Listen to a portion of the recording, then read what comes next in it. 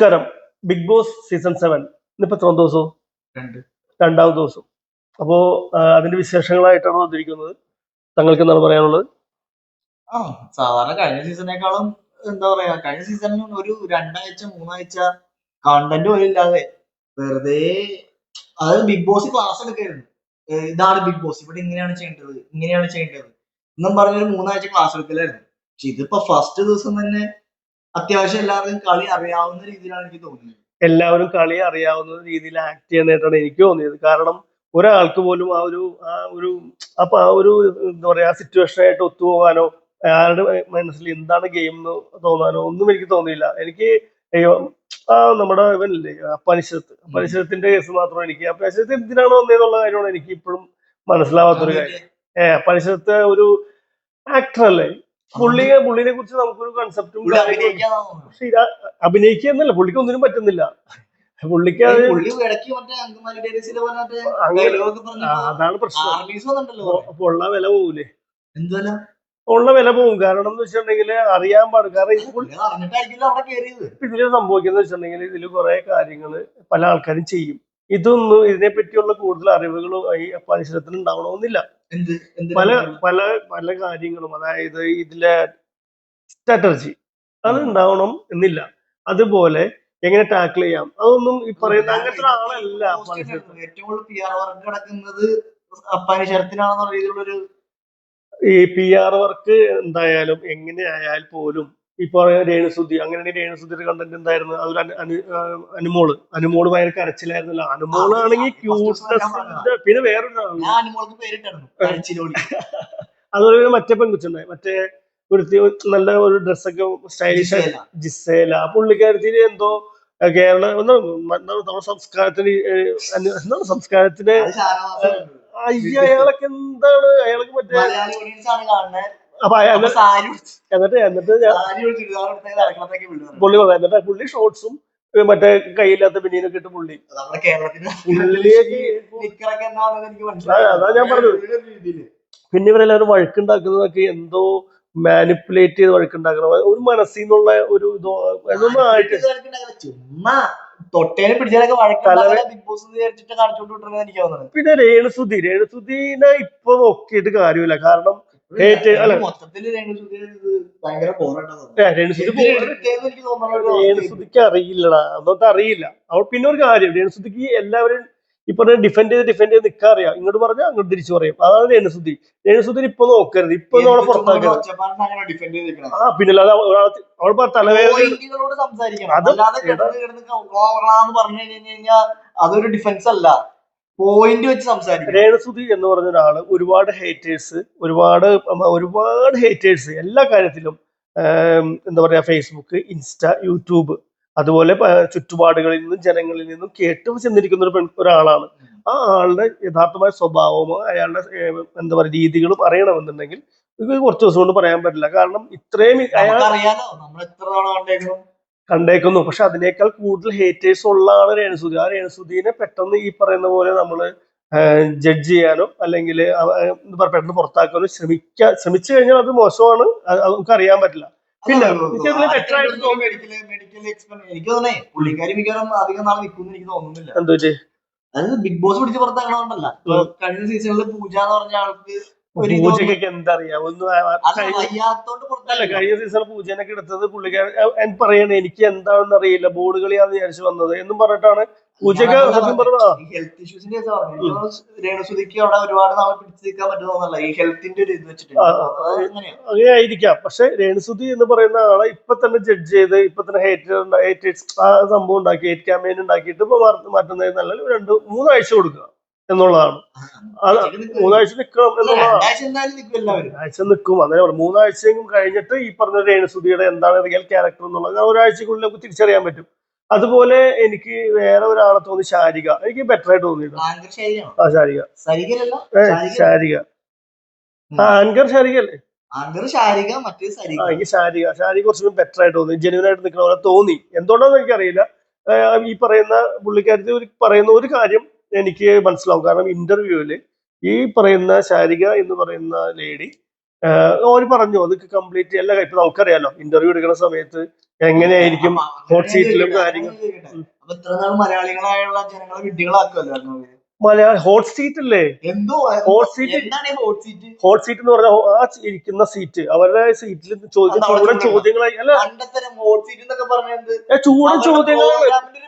Hot seat അല്ലാതെ അവിടെ വന്നിരിക്കുന്നത് എല്ലാം അപ്പൊ scripted ആയിട്ട് ചെയ്യാൻ വേണ്ടി അപ്പൊ അപ്പൊ മാത്രം അങ്ങനെയാണെങ്കിൽ നേരെ ചോദ്യം എന്താണ് സ്ക്രിപ്റ്റഡ് ആയിട്ട് മലയാളികളെ പറ്റിക്കാണ്. ഏതാ ഹോട്ട് സീറ്റ് അല്ലെന്ന് ഓഡിയൻസിനെ പറ്റിച്ചിട്ട് ചെയ്യുന്ന ഒരു പരിപാടി ഞാൻ ഓഡിയൻസിനെ പറ്റി. അപ്പൊ അങ്ങനെയാണെങ്കിൽ ഈ കഴിഞ്ഞ ദിവസം ഉണ്ടായിരുന്ന ഒരു സംഭവം ഉണ്ടല്ലോ, എന്താണ് ഈ കുറച്ചാൾ മുമ്പ് എന്താണ് അല്ലെങ്കിൽ അത് എഴുതി വെക്കണം scripted video ആണ്. ഇല്ലില്ല അങ്ങനെ എഴുതി വെക്കണം. അങ്ങനെയാണെങ്കിൽ താങ്കൾ മനസ്സിലാക്കേണ്ട കാര്യം പല ഇതിലും ഇങ്ങനെ പറയാറില്ല. അതായത് ഇങ്ങനെ നോക്കിയിട്ട് നമ്മുടെ മമ്മൂന്റെ എങ്ങനെയാണ് അത് നമ്മൾ സ്ക്രിപ്റ്റ് ആയിട്ട് ചെയ്തതാ.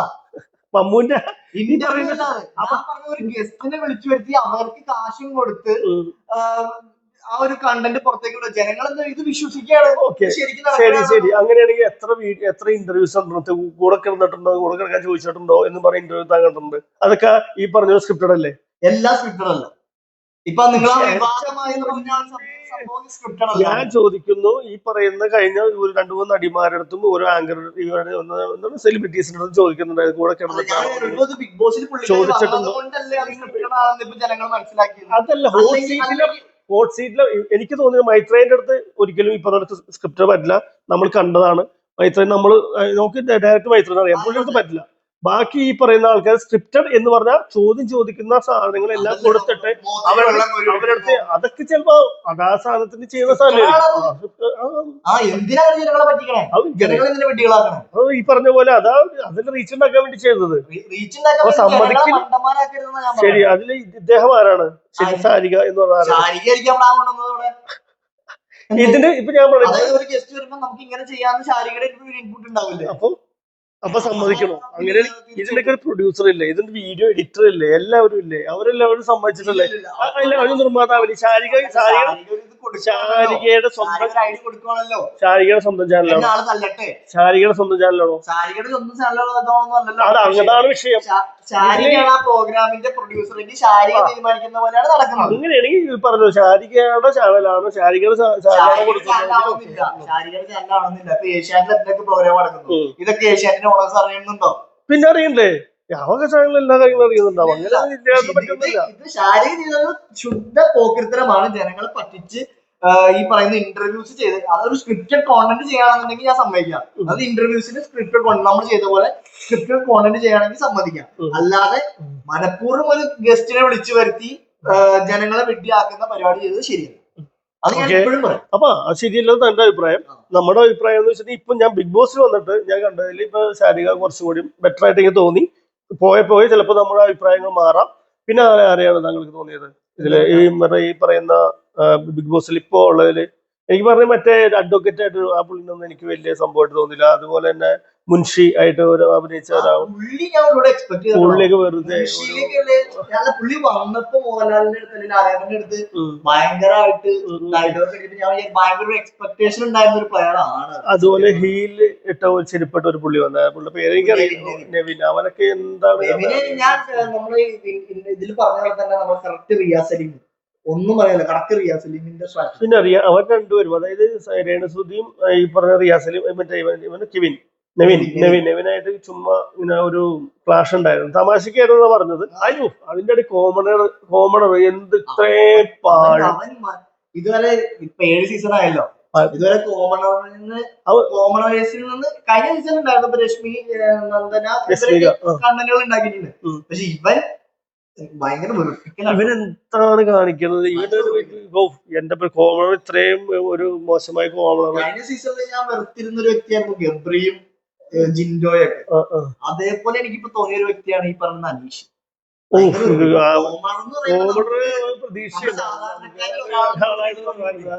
അലമ്പാണ്. അനുമോള് കരച്ചില് ഇമ്മാതിരി കരച്ചില്. ആയിക്കോട്ടെ. പിന്നെ വേറെ ആരാ നമുക്ക് പ്രിയപ്പെട്ടതായിട്ടുള്ളത്? വേറെയൊക്കെ ഇപ്പൊ പിന്നെ ഒരു ഏറ്റവും പ്രായം കുറഞ്ഞൊരു ലേഡി ഉണ്ടായി. പിന്നെ വേറെ പയ്യനുണ്ടായിരുന്നു അവന്റെ പിന്നെ എങ്ങനെയുണ്ട് ആണ്. പക്ഷെ പിന്നെ ബോൾട്ടാണ്. പിന്നെ മറ്റേ ഏറ്റവും പ്രായം കുറഞ്ഞ പെൺകുട്ടി പിന്നെ കലാഭവന്റെ ഒരു സ്വന്തം മകൾ ഉണ്ടായിരുന്നല്ലോ. ശാരിക. ശാരിക ഉം. അതൊക്കെ വരുന്നുള്ളൂ. ഞാൻ ശരിക്കും ശാരികയുടെയും ശരിക്കും അതിനകത്ത് ഈ ഒരു 2 ദിവസത്തെ എപ്പിസോഡിൽ ഏറ്റവും നന്നായിട്ട് ചെയ്തേക്കെന്ന് പറയുന്നത് അപ്പാനി. നന്നായിട്ട് മീൻസ് ഉം. സ്ക്രീൻ പ്രസൻസ് വന്നിരിക്കുന്നത് അപ്പാനി ശരത്തിന്റെ ഉണ്ട്, നമ്മുടെ അതെ ഈ നെവിൻ ആദർശ് ഞാൻ ഷാനവാസ്. ആദർശ് ഞാൻ ക്യാമറ ഇടാം. ഇപ്പൊ നമുക്ക് വേണമെങ്കിൽ ഒരു പ്രോഗ്രാം നടക്കണ എന്തെങ്കിലും ഒരു വാക്കുകാർക്ക് നടക്കുന്ന സമയത്ത് ചുമ്മാ ഒച്ച ഉണ്ടാക്കാം. ആ ഒച്ച ഉണ്ടാക്കുക എന്ന് ആ നടക്കുന്ന കാര്യമാണ് ഭയങ്കരമായിട്ട് ആക്റ്റീവായിട്ട് കണ്ടന്റ് ഉണ്ടാക്കി എന്ന് പറയാനായിട്ട് അപ്പാനിശത്തൊക്കെ ഒരു പിണ്ണാക്കും ഉണ്ടാക്കിയിട്ടില്ല. എനിക്ക് തോന്നിയിട്ടില്ല. അപ്പാനിശത്തൊക്കെ വെറും വേസ്റ്റ് ആയിട്ടാണ് തോന്നിയത്. അയാൾക്ക് അഭിനയമാണ് അദ്ദേഹത്തിന്റെ. അത് ഈ ബിഗ് ബോസിൽ കയറി ഉള്ള പേര് കളയാനാണ്. കണ്ടോ? അല്ല പറഞ്ഞത് അപ്പാനിശത്ത് ഏതോട്ട് എനിക്ക് തോന്നിയിട്ടില്ല എന്ന് പറയുന്നത്. ഞാൻ വിചാരിച്ചത് ചെയ്യും, പക്ഷെ ഇല്ല. അപ്പാനിശത്തിന്റെ ബോഡി ലാംഗ്വേജും ഇതൊക്കെ അനുസരിച്ചിട്ട് അപ്പാനിശത്ത് പറ്റില്ല. അല്ല അതിപ്പോ പറയാനൊന്നുമില്ല. അപ്പാനിശത്ത് വെറുതെ അപ്പാനിശത്ത് എന്തുകൊണ്ടാണ് ഉണ്ടാക്കുന്നത്? ഇവിടെ നിന്ന് ഞാൻ കണ്ടാണ് ഫസ്റ്റ് ദിവസം തന്നെ 2 ദിവസം ഫസ്റ്റ് ദിവസമായിട്ട് തോന്നുന്നു അവിടെ അങ്ങനെ പറയും ഇങ്ങനെ പറയും, ഇവരുടെ റിയൽ ക്യാരക്ടർ പുറത്തു വരട്ടെ. ഞാൻ കുറെ ഞാൻ കണ്ടിരുന്ന അപ്പാനിശത്ത് ഞാൻ പറഞ്ഞില്ലേ, അപ്പാനിശത്ത് ഇതിലെ ഏറ്റവും വേസ്റ്റ് ആണ്. ഇതിന്റെ പേര് പോകുന്നുള്ള കാര്യം 100% ബിഗ് ബോസിൽ. അതുപോലെ അനുമോള് ഈ പറഞ്ഞ പോലെ അൻസിബ കളിക്കാനാണ്. അൻസിബ കണ്ട് ഭയങ്കര ഇതായിരുന്നു. പക്ഷെ അൻസിബ കുറച്ചുകൂടി ഇതായിരുന്നു, പക്വത ഉണ്ടായിരുന്നു, ഓരോ കാര്യങ്ങൾ തീരുമാനിക്കാനൊക്കെ ഓക്കെ ആയിരുന്നു. പക്ഷെ അനുമോള് എന്താ പറയാ,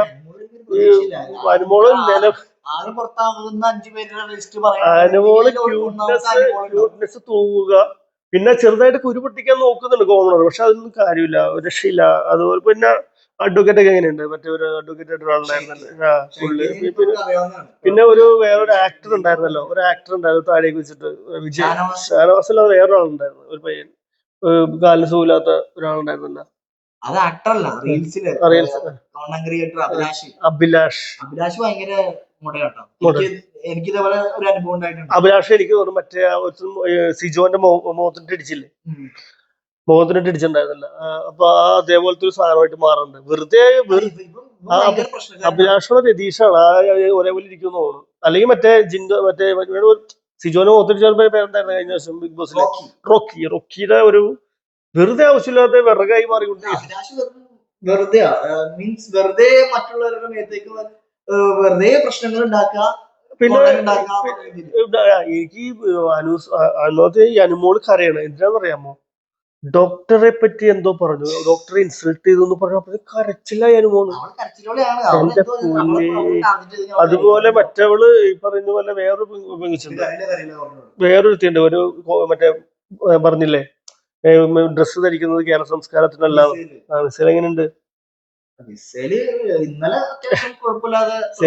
പെർഫോം ചെയ്ത ഇപ്പൊ ശരിക്കും പറഞ്ഞു കഴിഞ്ഞാൽ എനിക്ക് മനസ്സിലായ കാര്യം എന്ന് വെച്ചാൽ ഒരു കോണ്ടന്റ് ഉണ്ടാക്കിയിട്ട് ക്യാമറ ഫേസ് ചെയ്യാൻ പറ്റുന്ന രീതിയിൽ ഉണ്ടാക്കുന്നവരാണ്. പോയി എക്സ്പീരിയൻസ് ഉള്ള ഒരാളാണ്. പിന്നെ ആൾക്കറിയാം എങ്ങനെ കളിക്കണം. അപ്പൊ അതിനിടയ്ക്ക് അപ്പാനിശത്ത് കളി പഠിപ്പിക്കാൻ പോയിരുന്നു. അതിന്റെ ആവശ്യമില്ല. ഞാൻ പറഞ്ഞില്ല, ഈ അപ്പാനിശത്തിന് ഈ പറഞ്ഞ പോലെ കുറച്ച് അറിവുറവ് ഇതിൽ വരാൻ ചാൻസ് ഉണ്ട്. അതാണ് ഇത് ആക്ട് ചെയ്ത് നടന്ന ആളാണ്. അയാളിങ്ങനെ വെയിറ്റ് ചെയ്ത് കഴിഞ്ഞാൽ നല്ല ക്യാരക്ടറും എല്ലാ കാര്യങ്ങളും കിട്ടും. അതേപോലെ തന്നെ സമയം നമ്മളിപ്പോ സിനിമയിൽ കയറി കുറച്ചുകൂടെ ആയി കഴിഞ്ഞ് കുറച്ച് ഡൗൺ ഉണ്ടാവും. എനിക്ക് തോന്നുന്നത് വെച്ചിട്ടുണ്ടെങ്കിൽ എന്തിനാണ് പുള്ളി ഇത്ര ഫേമസ് ആക്കേണ്ട കാര്യം ഉണ്ടായിരുന്നില്ല. പുള്ളി ആക്ടറാണ്. എനിക്കതൊരു വളരെയധികം വിഷമമുള്ള പരിസരത്തിന് ബിഗ് ബോസ് അപ്പാനിശത്ത് ആവശ്യമേ ഇല്ല. പരിസരത്ത് പ്രൂവ് ചെയ്തൊരു ആക്ടറാണ്. നല്ല രസമായിട്ട് നമ്മൾ ഇഷ്ടപ്പെട്ടാണ്. അപ്പൊ എന്തായാലും ബാക്കി വിശേഷങ്ങളുമായിട്ട് നമുക്ക് നാളെ കാണാം. എന്തായാലും ഇന്നത്തെ വിശേഷങ്ങൾ നോക്കാം. Thank you.